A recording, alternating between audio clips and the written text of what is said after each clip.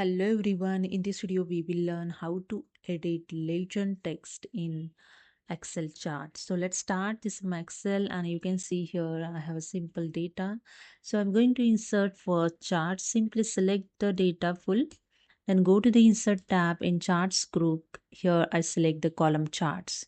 Okay, select here the second charts and here in this chart this is a legends entry.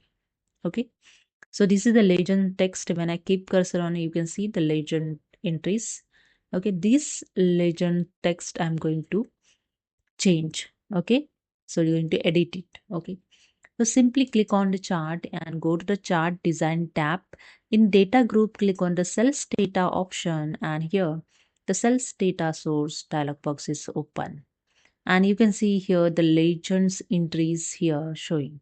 Okay, so just click on it and then click on the edit option, and here the series name you can easily change. So I just edit the name. Okay, and just click on OK, and that's it. You can see the legends text it changed.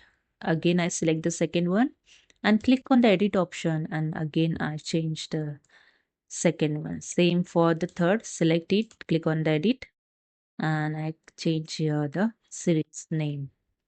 After that, just click on OK, and here you see the legends entries text is edited.